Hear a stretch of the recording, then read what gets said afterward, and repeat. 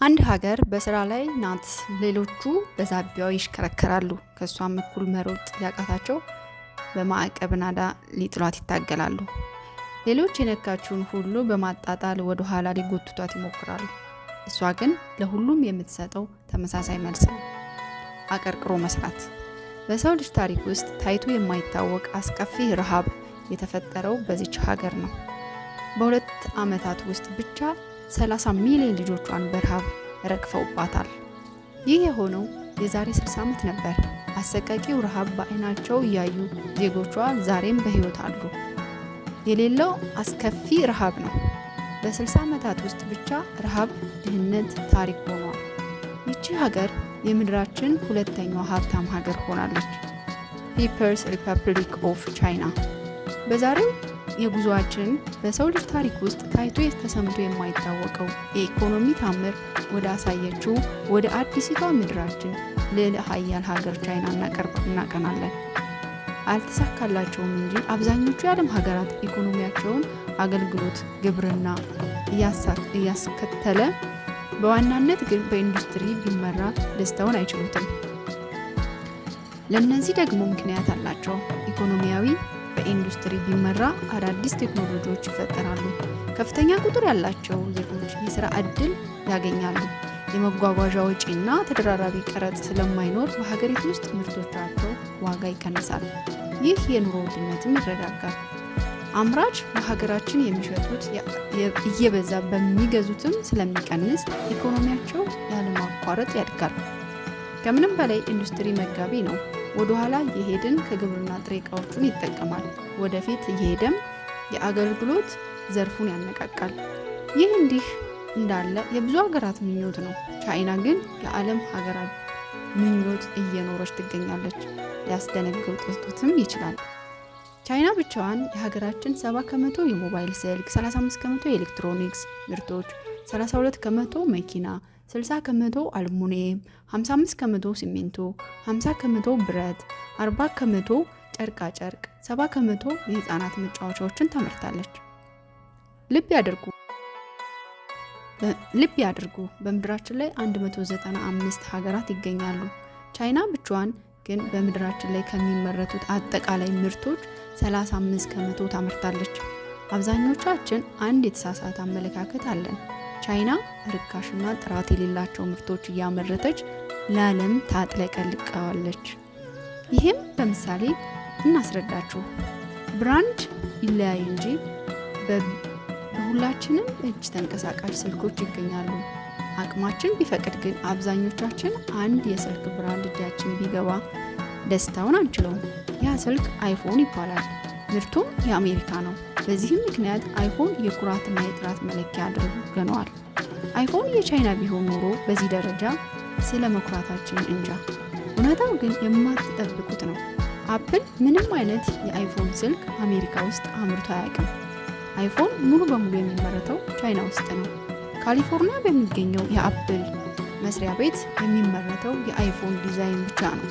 በእርግጥ አውትሶርስ ተደርጎላቸው ጥቂት ቺፕስና ግላቭ የሚያመርቱ ድርጅቶች በአሜሪካ ቢኖሩም አፕል በራሱ ግን በአሜሪካ ምንም አይነት የአይፎን ፋብሪካ የለውም።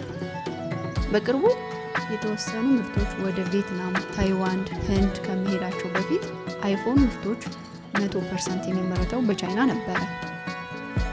ዛሬም ፍላግሺፕ የሚባሉትን ሁሉንም አይፎን ፕሮ ማክሶች ጨምሮ 85 በመቶ የአይፎን ምርቶች በቻይና ነው የሚመረቱት።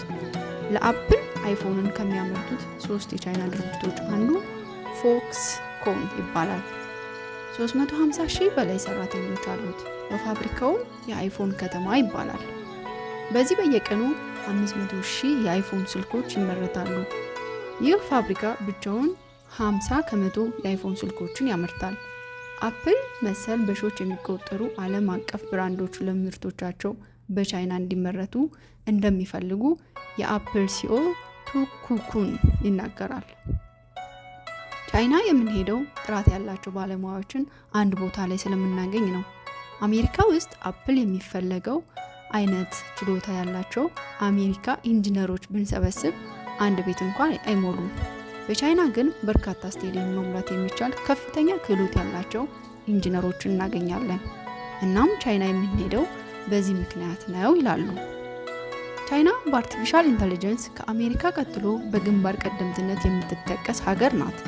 በቻይና ራይድ ሲጠሩ ሰው አልባ መኪና ብቻውን መጥቶ ከአሉበት ላይ ከተፍ ይልሎታል። በሩን ከፍተው መግባት አይቻልም።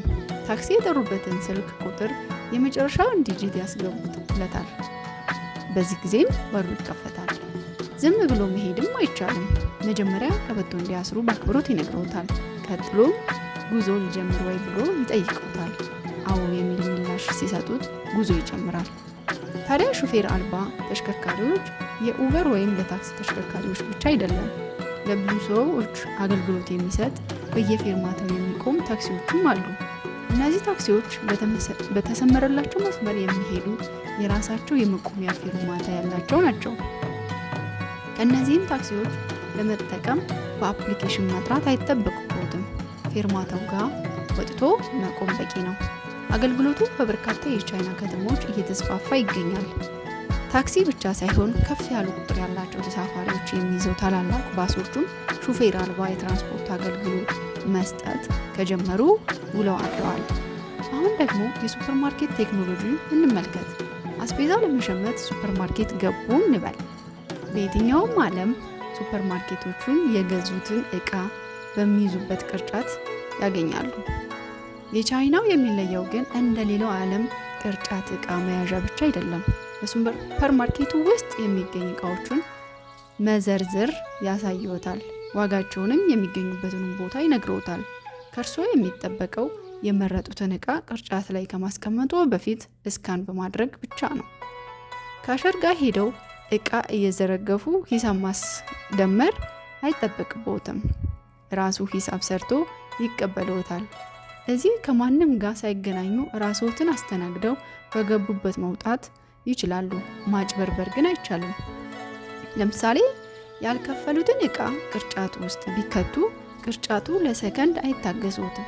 ፎቶ እያነሳ አውጥተው እስካን እንዲያደርጉ ይነግሮታል። ካላደረጉ ለሱፐርማርኬት ባለሙያዎች መልእክት ይልክላቸዋል። ቻይና በኮሚኒኬሽን ቴክኖሎጂ ዓለምን ትመራለች። የአውሮፓዎቹ ጀርመን፣ ስፔን፣ ጣሊያን፣ ኔዘርላንድ፣ ፖርቹጋል፣ ግሪክ፣ ኦስትሪያ፣ ፖላንድ፣ ሃንጋሪ ጨምሮ አብዛኞቹን የኤዥያ እና የአፍሪካ ሀገራት የቻይናን 5G ቴክኖሎጂ ነው የሚጠቀሙት። ኢትዮጵያን ጨምሮ በአፍሪካ ከሚገኙ 4G ኔትወርኮች 70% የተገነባው ህዋዌ በሚባል አንድ የቻይና ድርጅት ብቻ ነው። ቻይና እንኳን የራሳቸው የአንድ ሀገር የጓዳ ችግር እያጠናች ለችግሮቻቸው መፍትሄ በመስጠት የገቢ ምንጭ ታደርገዋለች። ቀረብ እንዲልልን የራሳችንን ጉዳይ እንመልከት። እኛ ለሺህ ዓመታት ስንሰራ የኖርነው የሀገር ባህል ልብስ በማሽን እያመረትን የሀገራችን ገበያ ማጥለቅለቅ ለዚህ ማሳያ ነው። ይህ ሸማ ስራ ላይ ለሚተዳደሩ ወገኖቻችን ስጋት ቢሆንም በርካሽ ዋጋ ጥበብን መልበስ ለሚፈልጉ ገዢዎች፣ ለአምራቾች ቻይና ግን የማይታመን ነው ትለናለች። ቻይና በፍጥነት ትወዳለች። በእርግጥ ብትፈጥን አይገረምም። በራሷ የወደፊት ዓለም የመምራት መጻኢ ዕድሉን የመመስረት ኃላፊነት የወሰደች ሀገር ናት። ከዓለም እኩል እየተንቀረፈፈ ዓለምን መምራት አይቻልም። የቻይና ሩጫ ጊዜን ለመቅደም ነው ትላለች። ከምድራችን ፈጣኑ የባቡር መስመር ከ66% የሚገኘው በዚሁ በቻይና ነው። በሁሉም የአውሮፓ ሀገራት ፈጣን የባቡር መስመር 11900 ኪሎ ሜትር ይረዝማል። ቻይና ብቻዋን ግን 45000 ኪሎ ሜትር ወይም በቀጥታ ቢዘረጋ ምድራችንን 2 ጊዜ መዞር የሚችል ፈጣን የባቡር መስመር ገንብታለች። ከ16 ዓመት በፊት ቻይና ፈጣን የባቡር አታውቅም ነበር።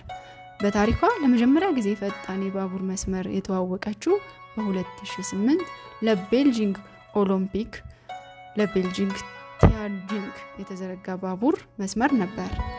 ይሄ በ16ኛው ዓመት ውስጥ ብቻ የምድራችን 66% ፈጣን የባቡር መስመር መገንባት ትችላለች። ዓለማችንን ላይ ፈጣን የባቡር አገልግሎት የተጀመረው እንደ አውሮፓውያን አቆጣጠር 1969 ሲሆን ቴክኖሎጂውን ለዓለም ያስተዋወቀችው ደግሞ ጃፓን ነበረች። በዛም ዓመት ከኒውዮርክ ዋሽንግተን ዲሲ ፈጣን የባቡር መስመር በመገንባት አሜሪካዋ ሁለተኛዋን የዓለማችን ሀገር ሆናለች። በዚህ ወቅት ስለ ፈጣን የባቡር መስመር ማሰብ ለቻይና ቅንጦት ነበር። ምክንያቱም ድህነትና ረሃብተኝነት ሀገራቸው ነበረች። ሆኖም ዓለም ፈጣን የባቡር መስመር ከተዋወቀ ከ39ኛ ዓመት በኋላ ብትጀምርም ከዓለም አንደኛ ለመሆን ግን ማንም አልከለከላትም። ቻይና የተገነባላቸው በመሰረተ ልማት ወይም ቴክኖሎጂ አይደለም። ቻይና የተገነባችው በቤተሰብ ነው። ቤተሰብ በቻይና የሁሉ ነገር ማዕከል ነው። ምዕራባውያን የአኗኗር ስልት በተቃራኒው በቻይና ግላዊ አይታወቅም። ቤተሰብ ተለያይቶ አይኖርም። ከአያት እስከ የልጅ ልጅ ድረስ የሚኖሩት በታላላቆቹ በማክበርና በግዴታ በአንድ ቤተሰብ ሰላምና አንድነት ሲባል ሁሉም የቤተሰብ አባላት ግለሰባዊ ፍላጎትም ሆነ ጥቅም በመተው በከፍታም ሆነ በቀጥታ ለቤተሰብ ታማኝነትን በማሳየት ይኖሩታል። ልጆች አዛውንቶችን የመጦር አዛውንቶች የልጅ ልጆችን በጥንታዊ የቻይና ስነ ምግባር የማነጽ ግብረገብ የማስተማር የማሳደግ ቤተሰባዊ ኃላፊነት አለባቸው። በእርግጥ ቻይና የቤተሰብ ቁጥር እንደሌላው ዓለም የተለጠጠ አይደለም። ቻይና በድህነት በተሰቃየችበት በሚሊዮኖች በረሃብ ባለቁበት በ1960 የዜጎች ቁጥር በፍጥነት እየጨመረ ተቸግረው ነበር። እናም የዜጎቹን ቁጥር ለመቀነስ ራሷን ከከፍታ ድህነት ለማውጣት ስትል መቆጣጠር ስለነበረባት በ1979 የአንድ ልጅ ፖሊሲ መከተል ጀመረች። ይህም ስለዚህ የቻይናውያን ከአንድ ጊዜ በላይ መውለድ አይፈቀድላቸውም ነበር።